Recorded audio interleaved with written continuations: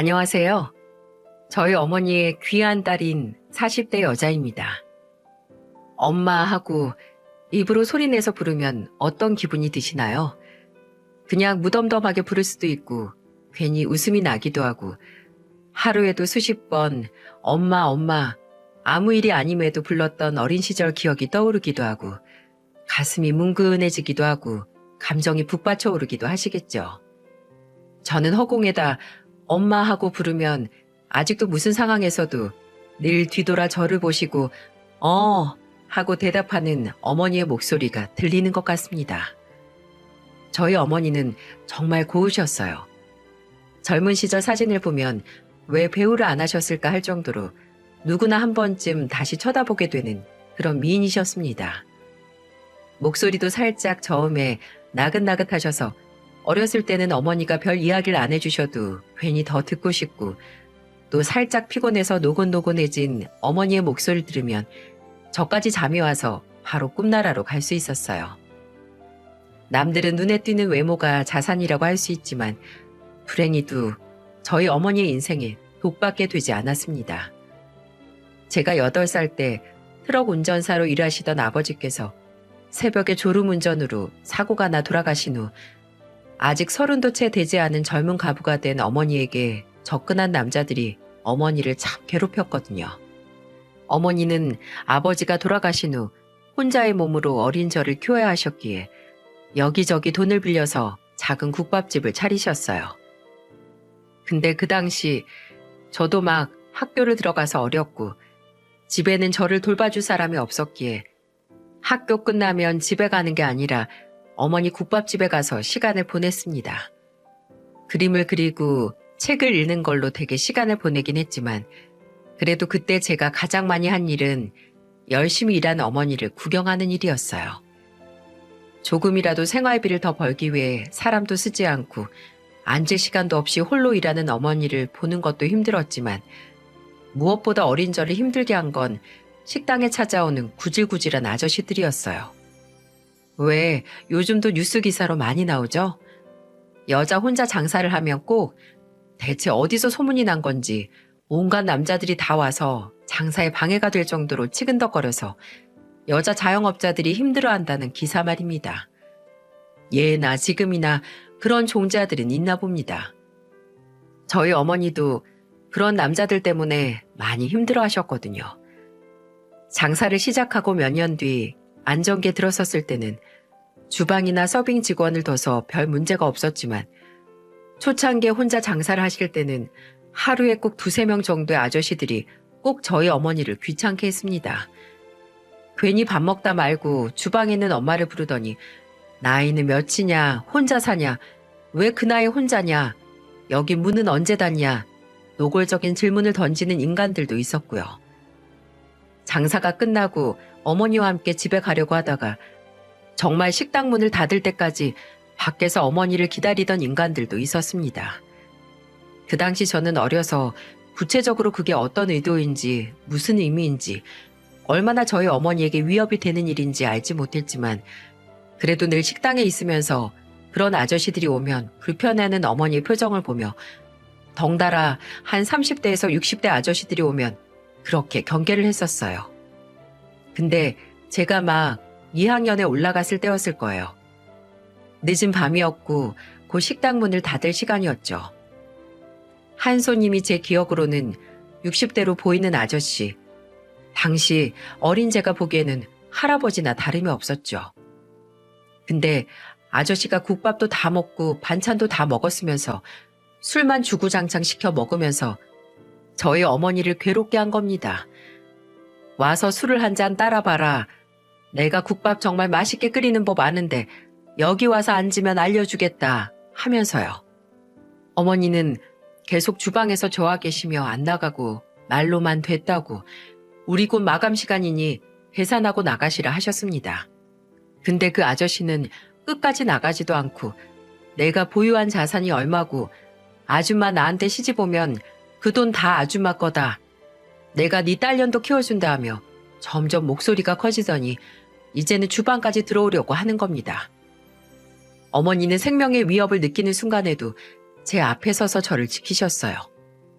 근데 제 눈에는 아직도 그때 제 앞을 막아선 어머니의 손끝이 파들파들 떨리는 게 기억이 납니다. 어려서 겁이 없었는지 저는 어머니 앞으로 뛰쳐나가 소리를 질렀죠. 아저씨 뭐예요? 왜 우리 엄마 괴롭혀요? 당장 경찰 아저씨 부를 거니까 당장 나가요. 저는 그때 식당에 있던 낡은 전화기로 정말 경찰을 불렀습니다. 여기 우리 엄마 괴롭히는 나쁜 아저씨가 있다고 도와달라고요. 결국 그 추잡스러운 아저씨는 경찰서로 연행이 됐고 그 이후 저희 어머니는 식당 메뉴에서 술을 아예 빼셨어요. 물론 술이 근본적인 문제는 아니었지만 당장 장사를 안 할 수는 없고 다른 사람을 쓸 수도 없으니 그때 하실 수 있는 미연의 방지 중에서 최선을 선택하신 거죠. 국밥집에서 술로 나오는 매출을 무시할 수 없었을 텐데 본인과 제 안전을 위해 감수하신 겁니다. 이렇게 소위 더러운 걸 보면서 장사를 하셨어도 어머니는 제게 단 한 번도 힘들다는 말을 입 밖으로 꺼내지 않으셨어요. 그 사건이 있고 나서도 어머니는 제게 이런 말씀만 하셨죠. 우리 미진이가 엄마 지켰네. 아빠가 우리 미진이한테 엄마 지킬 수 있는 힘 주고 갔나 보다. 우리 미진이 덕분에 이 엄만 괜찮아. 우리 미진이만 있으면 엄마 아무 문제 없어. 이렇게 제게서 사는 희망과 힘을 얻은 어머니. 저는 하루빨리 저 자신과 어머니를 책임질 수 있는 능력을 원했어요. 매일을 그렇게 48시간처럼 사는 우리 엄마. 조금이라도 더 빨리 편하게 사는 순간이 오길 간절히 바랐습니다. 그래서 고등학교 졸업하고 바로 취직을 하고 싶었는데 어머니의 강력한 반대로 인해 대학에 들어갔어요. 식당을 운영하며 사람에게는 넌더리가 난 저희 어머니께서는 늘 제게 사람 많이 상대하는 일은 업으로 삼지 말라고 하셨거든요. 지금 생각하면 서비스 직종을 말씀하시는 건데 세상에 안 힘든 일이 어디 있겠냐마는 어머니께서는 아마 본인이 겪은 고난을 저는 겪지 말라 하셨던 거겠죠. 저는 대학 졸업 후 꽤 이름이 난 중견기업에 입사를 했고 그곳에서 지금의 남편을 만났습니다. 저는 결혼을 할 때 크게 두 가지 조건을 중요하게 생각을 해왔는데요. 한 가지는 아무래도 어렸을 때 어머니 식당에서 술 먹고 진상을 부리는 손님들을 하도 많이 보며 이골이 나 있었기 때문에 술을 안 먹는 사람이 좋았고 또 무엇보다 저희 어머니에게 잘하는 사람이길 바랬어요. 효도를 대신 해달라는 게 아니라 가족으로서 기본적으로 서로 챙기고 힘들 때 내 일처럼 돕는 걸 바랐고 또 제가 결혼 후에도 마음속의 1순위로 늘 어머니를 꼽아도 그걸 질투하거나 이해하지 못하는 사람이 아니길 바랬습니다. 남편은 이 두 가지 조건에 아주 완벽하게 부합하는 사람이었죠. 연애를 했을 때부터 제가 어머니와 단둘이 얼마나 애틋하게 살았는지 알았기에 오히려 제가 어머니를 안 챙기면 본인이 챙기겠다고 하더라고요. 그럴 자격이 충분한 분이라고 말이죠. 정말 저희 어머니한테 잘했어요.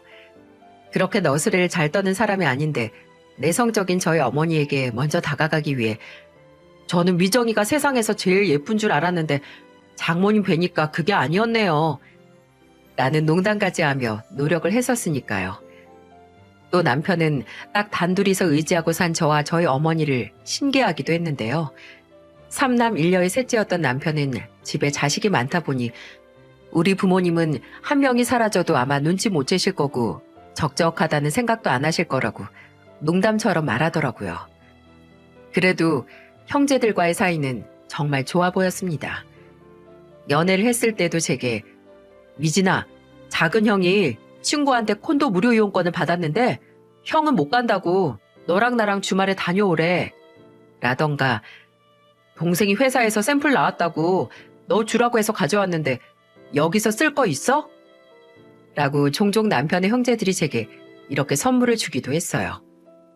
근데 시간이 지나면서 점점 알게 된 게 있었는데 남편이 장남인 큰형에 대한 말은 지나가는 말이라도 안 하는 겁니다. 남편에게는 5살 차이가 나는 큰형이 있었거든요. 근데 그럴 만한 이유가 있었습니다. 남편에게 듣기로는 장남인 큰형은 어려서부터 집안에 폭군이 따로 없었다고 합니다. 어렸을 땐 장남이란 위치와 힘으로 동생들을 부려먹고 괴롭혔고 어른이 되고서는 돈 문제로 그렇게 몇 번이나 의절을 할 위기를 만들었다고요.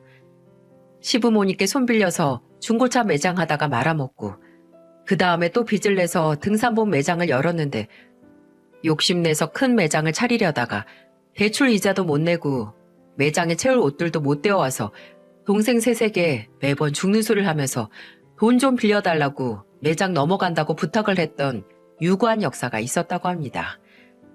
듣기만 해도 답답해 오시지 않나요? 저야 결혼 전 남편에게서 듣기만 한 거라서 큰아주버님의 상태가 어느 정도인지 잘 와닿지 않았는데 결혼을 하고 나서 이 인간 보통이 아니구나 천천히 깨달아갔습니다. 큰아주버님의 문제는 비단 돈 문제뿐이 아니었어요. 그냥 인성 자체가 문제였습니다. 결혼식을 올리고 신혼집에 입주를 하고 나서 남편 친구 중에 전자제품 매장에서 일하는 친구가 있는데 정말 미세한 흠집이 난 전자레인지를 직원 할인가에 불량품 할인까지 해서 거의 70% 할인된 가격에 샀다고 결혼했으니 선물이라고 가지라고 줬었어요.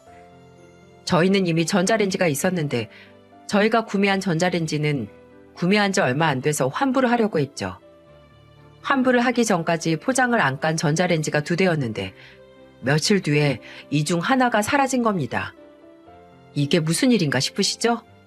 저도 그랬어요.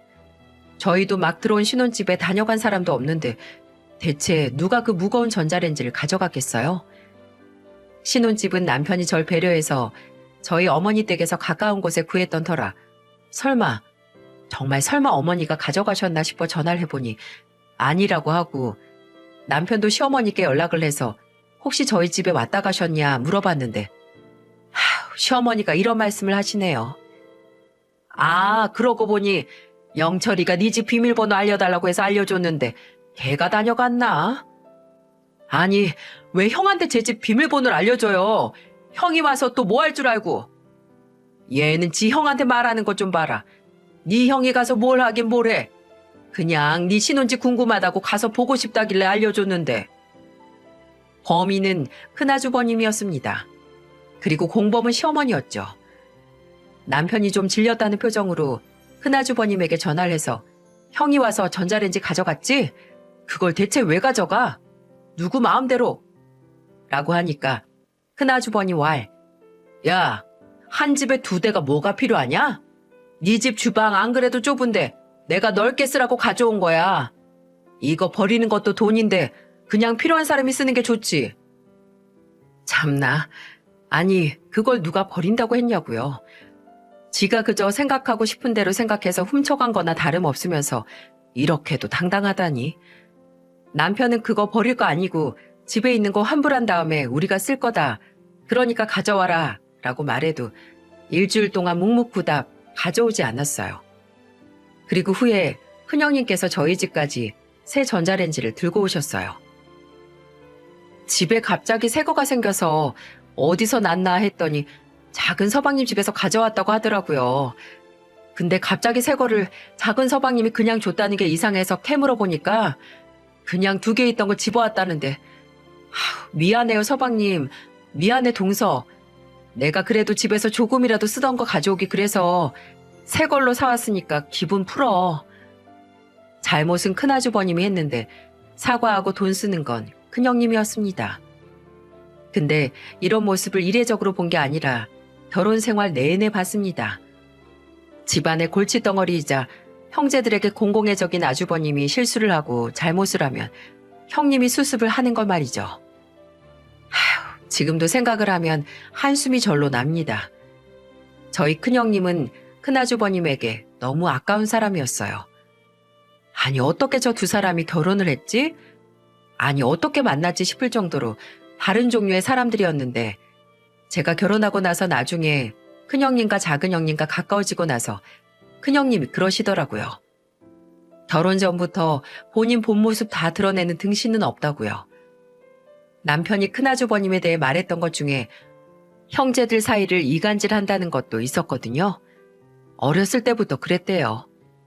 근데 3살 버릇이 지금까지 와서 이제는 본인 재수씨들 사이까지 이간질을 했었네요.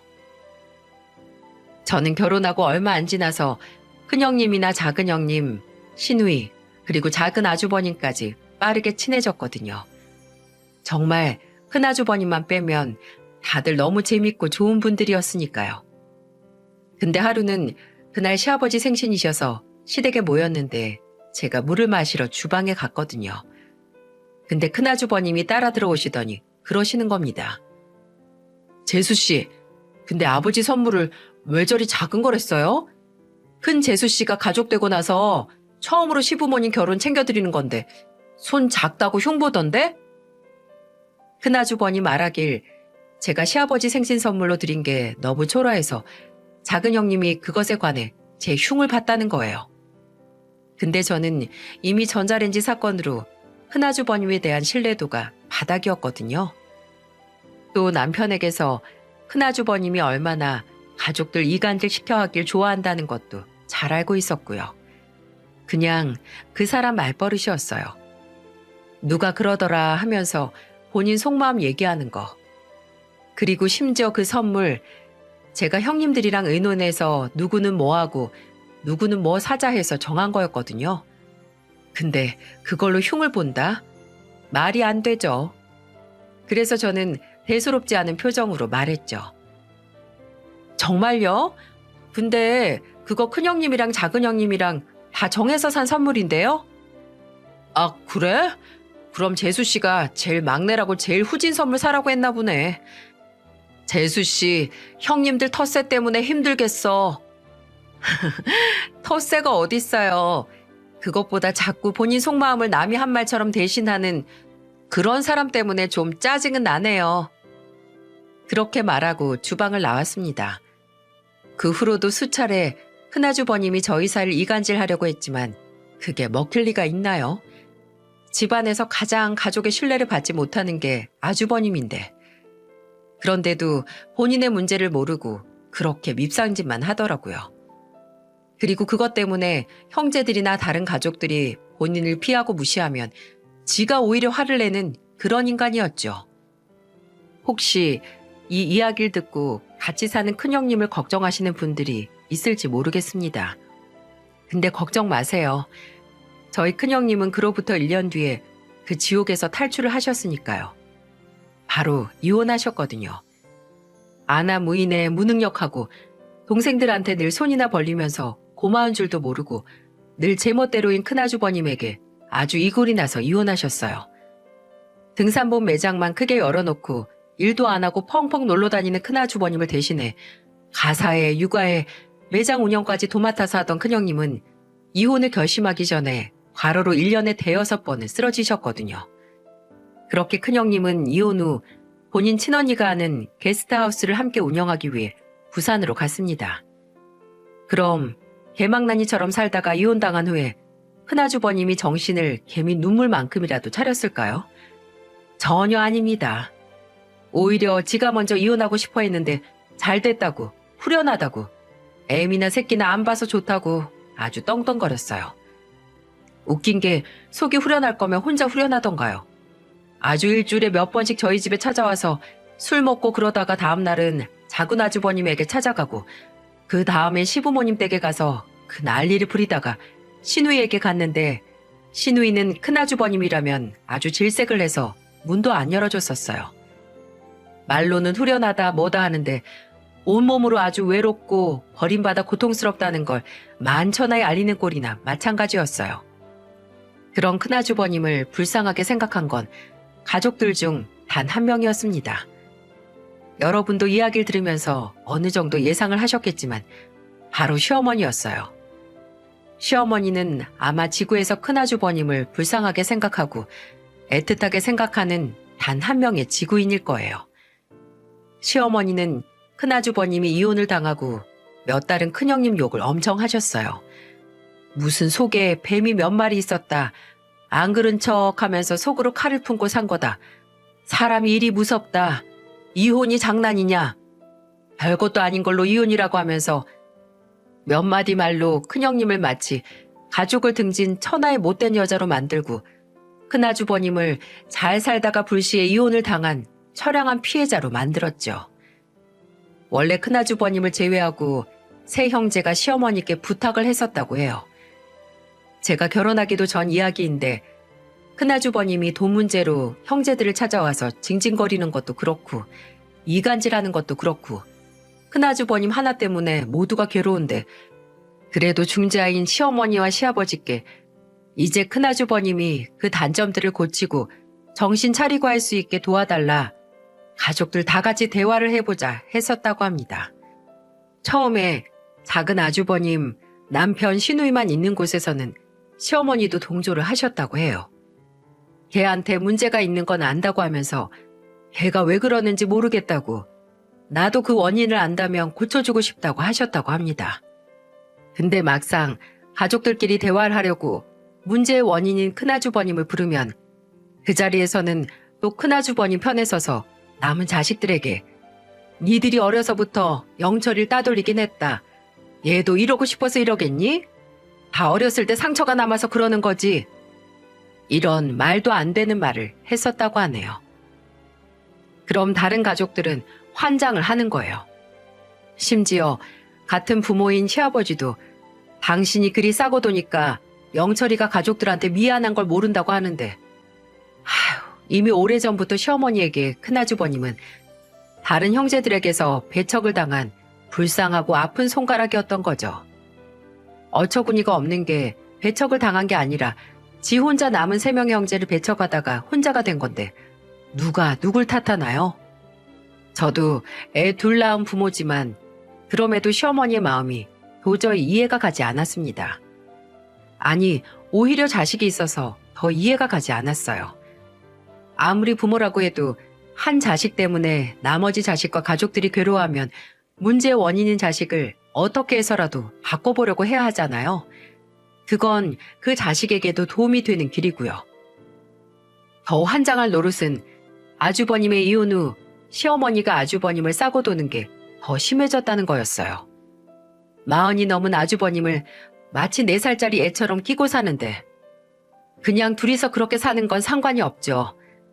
근데 꼭 주변의 그 지독한 지극정성으로 인한 피해를 끼치니 문제였습니다.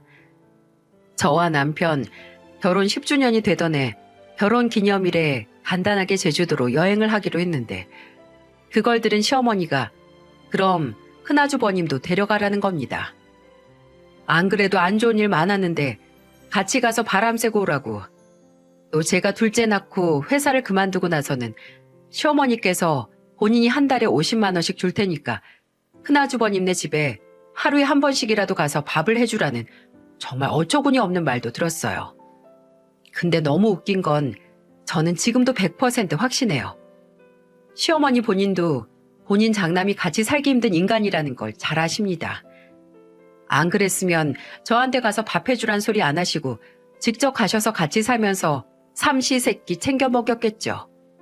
말로는 그리 애틋한데 막상 본인도 감당 안 되고 책임은 지고 싶지 않은 아픈 손가락이었던 겁니다. 진심으로 애틋하고 걱정이 된다면 만사 다 제쳐두고 가서 곁에 있는 게 맞는 거죠. 바로 제가 저희 어머니께 그랬던 것처럼요. 저희 어머니께서는 60대에 들어서시고 얼마 가지 않아 췌장암 판정을 받으셨어요. 원래 40대 때 간염에 걸린 적이 있으셨거든요. 근데 다시 황달이 와서 또 간염인가 보다 하고 어머니를 모시고 병원에 갔는데 말 그대로 하늘이 무너지는 것 같았어요.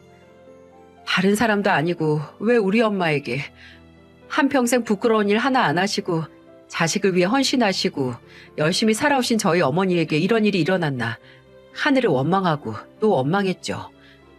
근데 하늘을 원망해서 뭐 하나요? 어머니의 병이 더 진전되기 전에 알지 못한 한심한 제 탓이거늘. 어머니는 병원에서 저와 함께 췌장암 3기에 전이 췌장암으로 당장 수술은 불가능하다는 말과 항암 치료로 암이 전이된 부분을 최대한 줄이고 그때 수술을 할 것인지 아니면 계속 항암 치료로 연명을 할 것인지 선택을 해야 한다는 말을 듣고 온 날 아무 말도 못하고 가만히 있는 제게 말씀하셨어요. 엄마도 엄마 몸이 이렇게 아픈 줄 몰랐는데 미진이 네가 어떻게 알았겠어.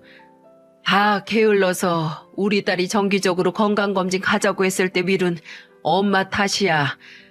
그러니까 미진아 나쁜 생각 하지 말어.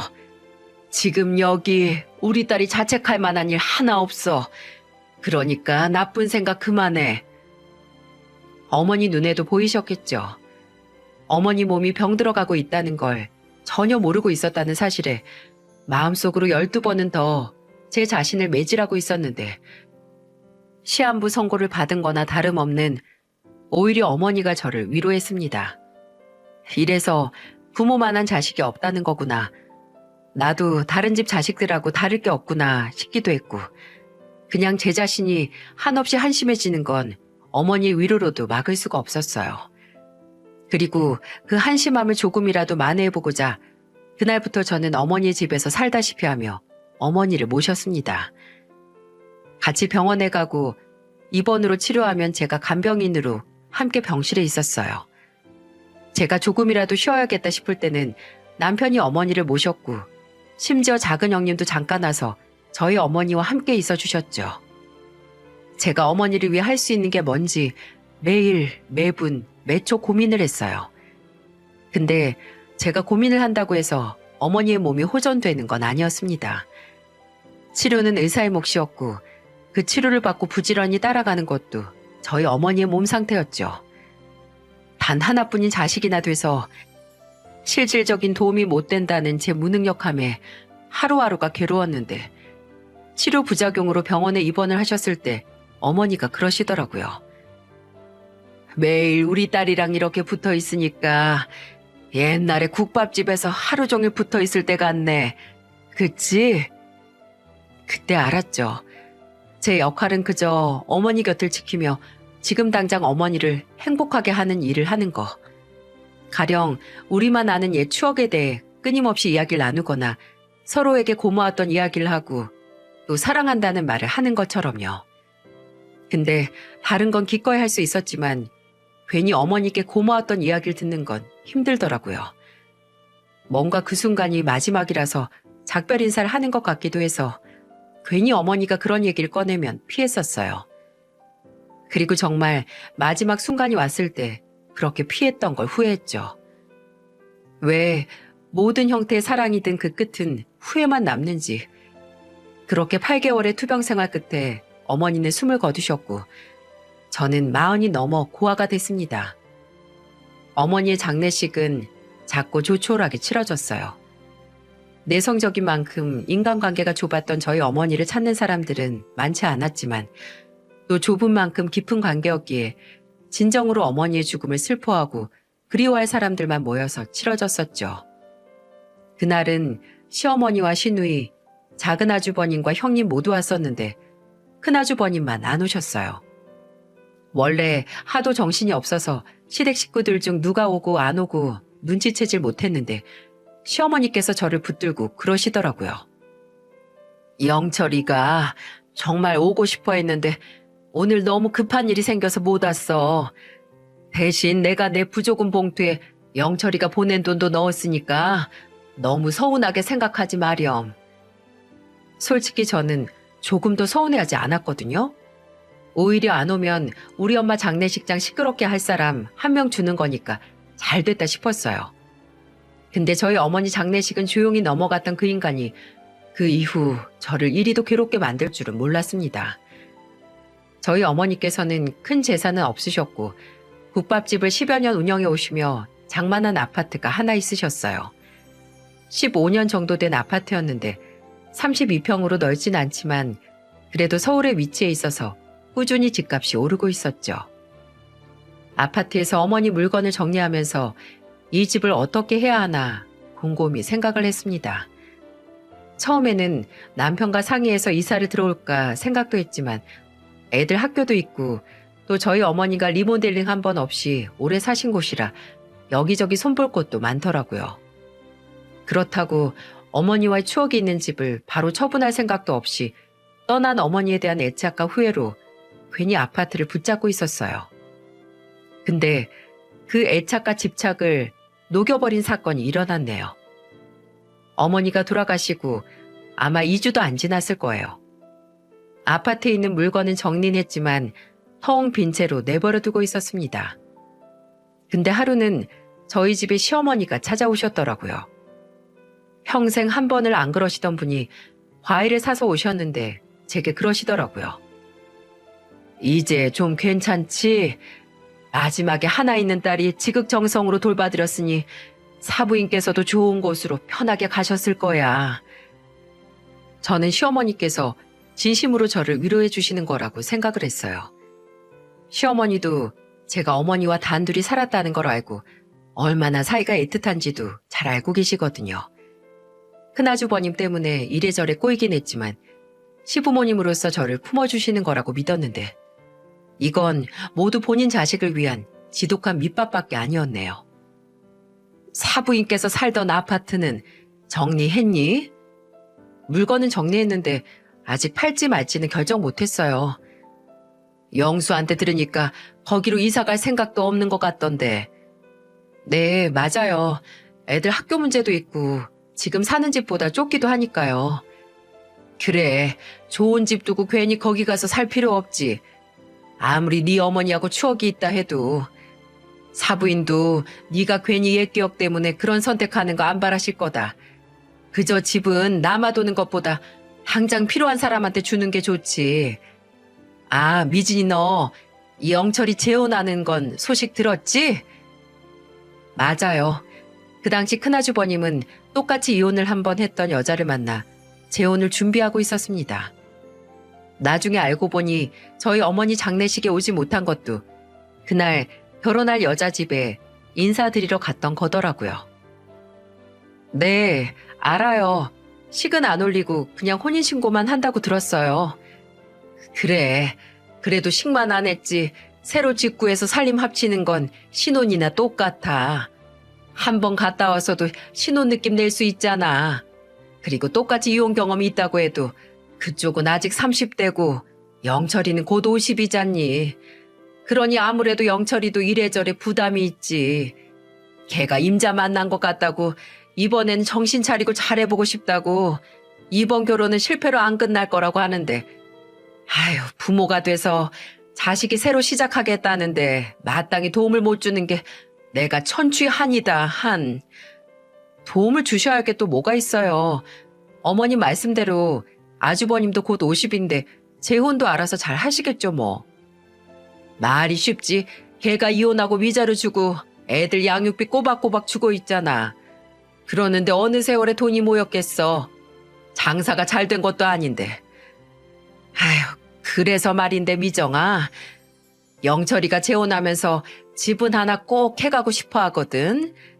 지금 사는 집 방 둘에 좁아 터졌는데 거기서 새 출발할 순 없잖니.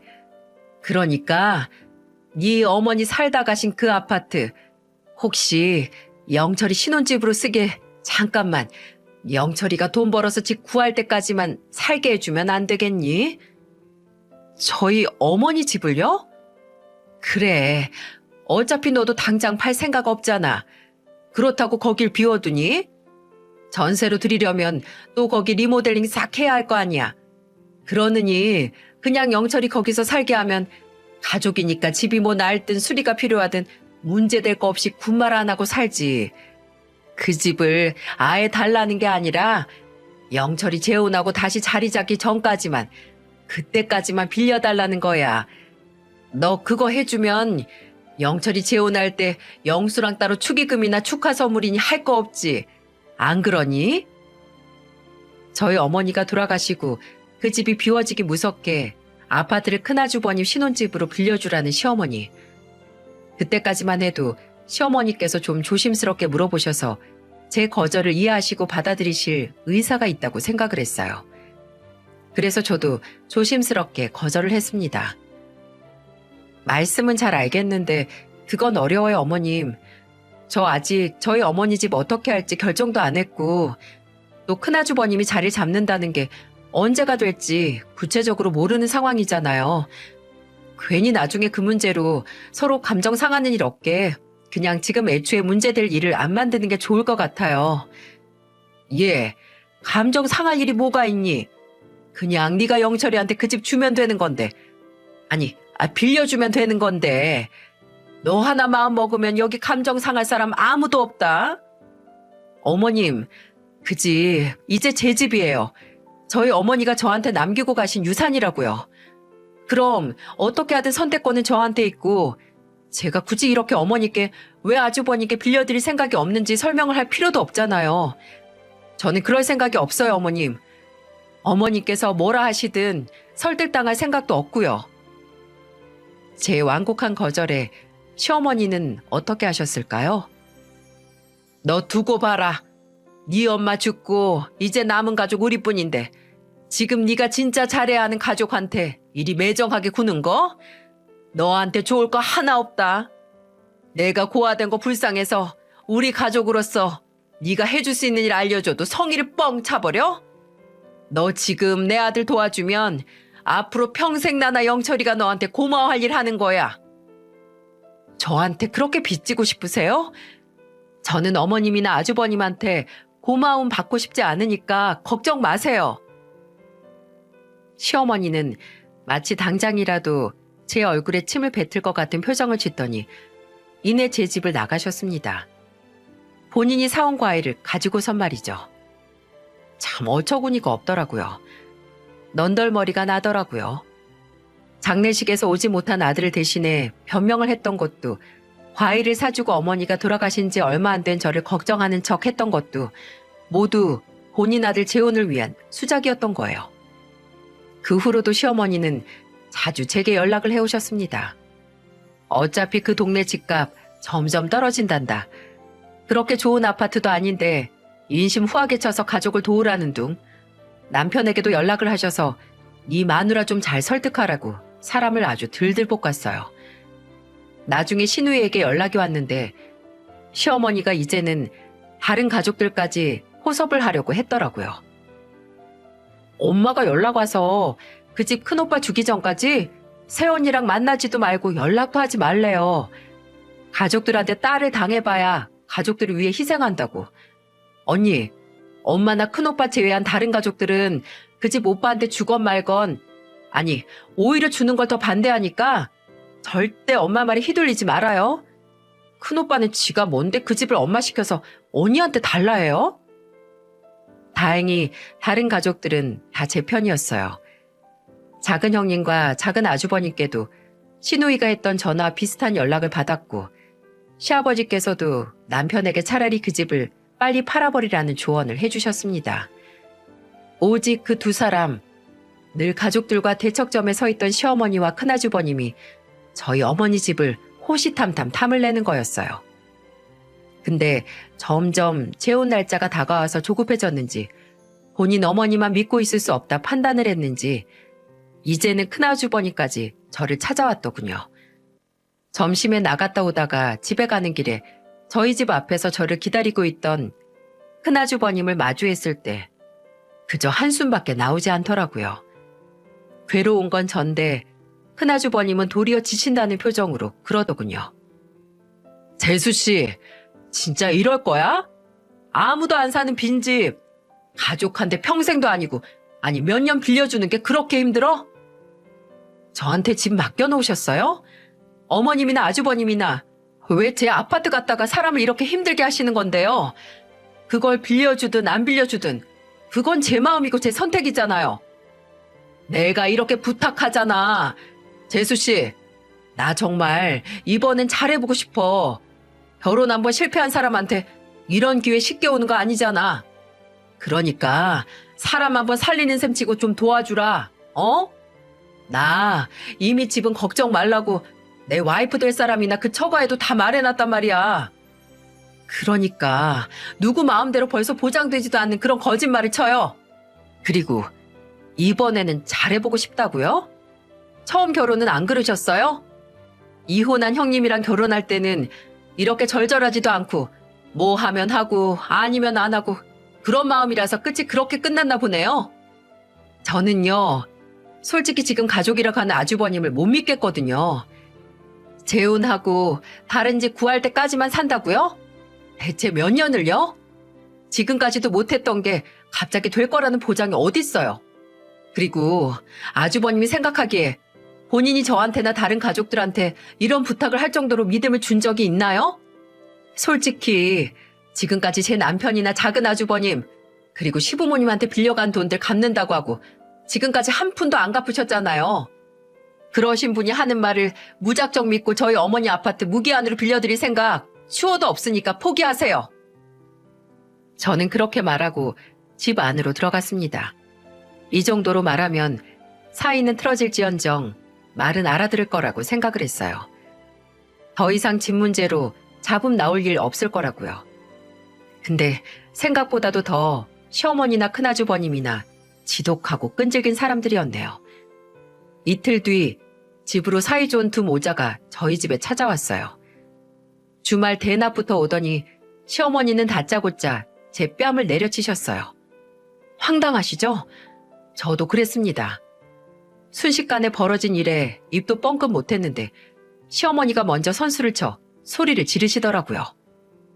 네가 뭔데 내 아들한테 그딴 소리를 해? 뭐? 가족한테 믿음을 못 줘? 네가 뭘 안다고 떠들길? 네가 죽은 네 엄마 집이 있으면 있었지. 뭐가 잘났다고 한참 아래 서열인 주제에 내 아들한테 바락바락 말대꾸를 해? 큰아주버님이 그날 제가 했던 말을 홀랑 가서 그새 일러나 봅니다. 뺨이 아픈 것보다 어이가 가출을 해서 헛웃음만 나는데 옆에서 시어머니를 말리던 남편이 불현듯 시어머니 뒤에 서 있는 큰아주버님 앞으로 가서 사정없이 주먹을 날렸어요. 저는 실제로 사람 얼굴이 그렇게 세게 주먹에 맞는 소리를 처음 들었네요. 퍽 하는 소리와 함께 큰아주버님은 바닥에 나동그라졌고 놀란 시어머니는 남편의 팔에 매달려 뭐하는 짓이냐고 소리를 질렀어요. 남편은 그런 시어머니의 팔을 떨쳐내고 말했고요. 야, 넌 어머니 앞세워서 내 아내한테 집 구걸하니까 마음이 편하냐? 그리고 너한테 돌아가신 장모님 집 안 줬다고 이 사람이 엄마한테 맞는 걸 봐서 마음이 후련해? 이 쓰레기 같은 놈아. 언제까지 그렇게 살래? 언제까지 엄마 조종하고 가족들한테 빌붙어서 피 빨아먹어가면서 살 거냐고. 엄마도 똑같아요. 엄마는 다른 자식들은, 다른 가족들은 안 중요하죠? 엄마 큰아들만 중요하니까 다른 가족들이 무슨 생각을 하건 얼마나 힘들건 상관도 안 해서 이런 짓까지 하시는 거잖아요. 그날 집은 그야말로 난장판이 됐습니다. 고래고래 싸운 울분을 터뜨린 남편과 온갖 변명만 하다가 나중에는 제가 집을 안 줘서 그런 거라고 제 탓을 하는 시어머니. 그리고 본인 혼자 쏙 빠져서 조용히 있는 큰아주버니까지 혼란 그 자체였죠. 그날 이후 몸싸움까지 하게 됐으니 포기할까 싶었는데 시어머니는 제게 최후 통첩을 날리는 전화를 하셨어요. 너 이게 마지막이다. 너 생각 잘해야 할 거야. 지금 네가 잘못된 선택하면 한 사람이 정신 차리고 똑바로 살려고 하는 기회 날리고 가족들끼리 부모 자식 간에 척을 지게 생겼어. 너 그걸 원하니? 그걸 원해? 생각해봐라. 네 어머니가 이런 걸 원하겠니? 본인이 너한테 주고 간 아파트 때문에 가족들끼리 의상하는 걸 원하시겠어? 어려운 일도 아니잖아. 그러니까 제발 가족을 위한 선택을 하렴. 그날 시어머니에게 따로 할 말이 있었지만 네 어머니가 뭘 원하실까 생각해보라는 시어머니의 말에 정신이 번쩍 트이더라고요.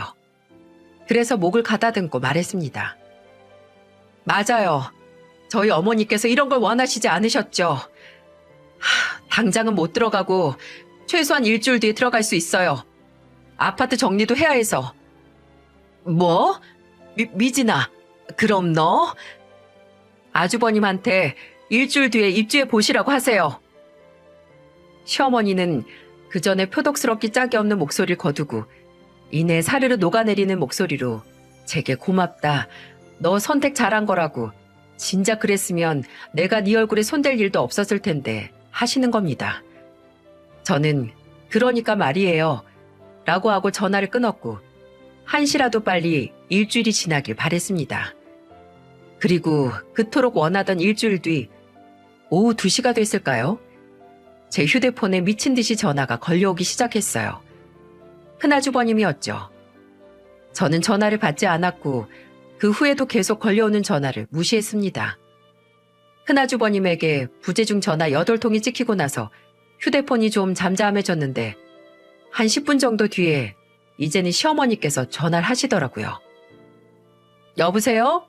어머님, 무슨 일이세요? 이야, 이게 무슨 말이냐? 지금 영철이한테서 연락이 왔는데 너 혹시 그 집 팔았니? 거기 지금 다른 사람이 들어가 살고 있다고 영철이가 그러는데 이게 무슨 일이야? 아, 네, 맞아요. 그 집 벌써 팔렸는데 제가 말씀 안 드렸나요? 야, 네가 일주일 뒤 입주하라고 했잖아. 그래서 새벽부터 포장이사 불러서 영철이 짐이랑 걔 마누라 짐이랑 다 싸서 갔다는데 저는 입주를 해보라고만 했지 그 집을 준다고는 말 안 했는데요? 해보실 테면 해보시라고요. 이미 주인 바뀐 집에 제가 무슨 능력이 있어서 다른 주인이 있는 집을 아주버니께 드려요? 너 지금 나랑 말장난 하자는 거야? 어떻게 이런 일로 이따위 짓거리를 해? 영철이네 이사 준비한 건 어쩌라고? 그건 아주버님께서 앞으로 해결할 문제고 저는 집 준다는 말 없이 그냥 그 집에 가보시라는 것뿐이니까 아무 책임 없죠. 아무리 가족이어도 누가 집 문제를 그냥 구두로만 계약을 해요. 넌 내가 가만히 있을 것 같아? 너 같은 거 앞으로 우리 가족도 아니야. 너같이 건방진 건 이제 내 집에 한 발자국도 안 들일 거니까 그렇게 알아. 네, 감사합니다. 어차피 어머님이랑 아주버님 있는 그 어떤 곳에도 안 간다고 남편하고도 다 얘기 끝냈어요. 뭐? 그건 또 무슨 개떡 같은 소리야? 이번 일로 남편도 그렇고 작은 아주버님이나 형님 그리고 아가씨도 어머님이나 아주버님께 질릴 대로 질렸다고 하던데요? 못 들으셨어요? 두 분이 정신 차리고 가족들한테 지금까지 했던 행동들 사과하지 않으면 앞으로 절대 얼굴 볼 일 없을 거라고 했어요. 행동? 나나 영철이가 뭘 했다고? 그거야 앞으로 어머님하고 아주버님하고 생각을 잘 해보셔야 할 문제죠. 하나하나 알려드리면 그게 어디 반성이 되겠어요? 본인 잘못을 알아서 알아가는 게 반성이죠. 그럼 아주버님께 재혼 축하한다고 미리 전해주세요. 저나 남편은 재혼식 참석 안 할 거니까. 아, 이사도 어쨌든 잘 하시라고 전해주시고요. 그렇게 저는 전화를 끊었습니다. 사실 저희 어머니 집은 시아버지께서 그 집을 팔라는 말을 하셨을 때부터 부동산에 내놓은 상태였어요. 어머니 집을 처분하는 건 가슴이 아팠지만 계속 가지고 있었으면 아마 시어머니나 큰아주버님이나 절대 포기를 안 했을 것 같고 저희 어머니께서도 제가 그렇게 고통을 받는 건 원치 않으실 것 같아 팔게 됐습니다.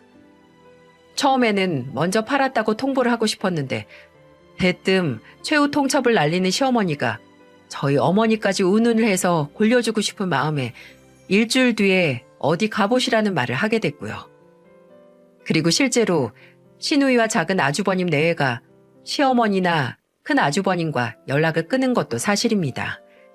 저희 어머니 집을 가지고 폭력 사건까지 일으켰다는 소식을 듣고 다들 학을 뗐거든요. 어쩌면 가족을 위한 선택을 하기 위해 가족들 사이에서 딸을 당해봐야 하는 건 시어머니와 큰아주버님이 아니냐는 말이 나왔고 그 후로 저희를 포함해서 나머지 가족들은 시어머니와 아주버님과의 인연을 아예 끊었습니다. 시아버지께서는 그래도 시어머니와 함께 사는 입장에서 아예 끊지는 못하시고 저희 의견을 존중하셔서 옆에서 시어머니를 설득을 하시겠다고 하셨어요. 진짜 자식을 위한 일이 뭔지 죽기 전에는 깨달아야 한다고 하시면서요. 시아버지께 듣기로는 큰아주버님은 결국 원래 혼자 살던 집에 일단 그 재혼한 여자와 들어갔다고 합니다. 아직까지 두 번째 이혼 소식은 들려오지 않는데 모르겠어요. 그 재혼이 두 번째 실패로 끝나는 건 아닌지 앞으로 두고 봐야 할 일이죠. 올해 새해에도 시아버지와 따로 설날을 보냈고요. 시어머니는 만나지 않았습니다. 듣기로는 오히려 시어머니께서 저희와 만나는 걸 일체 원치 않는다고 하시는데 잘된 일이죠. 저희도 마음 편히 정말 가족이라고 부를 수 있는 식구들과 시간을 보낼 수 있으니까요. 부디 시어머니의 그 마음이 변하지 않길 바랍니다. 그리고 끝으로 제가 고통을 덜 받기 위해 어머니 집을 처분한 걸 하늘에 계신 어머니께서 이해해 주셨으면 해요. 분명 저희 어머니는 제 선택이라면 뭐든 존중을 해주셨겠지만 혹시나 어머니와의 추억이 남은 장소를 정리했다는데 조금이라도 서운함을 느끼지 않으셨으면 합니다. 올해 초에 어머니 납골당에 다녀왔을 때 이 얘기를 하긴 했는데 그래도 다시 한번 말하고 싶었어요. 씩씩한 딸, 가족들과 힘내서 살 테니까 부디 하늘에서 응원을 해주셨으면 좋겠습니다. 들어주신 모든 분들께 행운이 있길 바라며 여기서 제 사연을 마무리하도록 하겠습니다. 구독자 여러분께 감사드립니다. 모두 건강하시고 늘 행복하세요.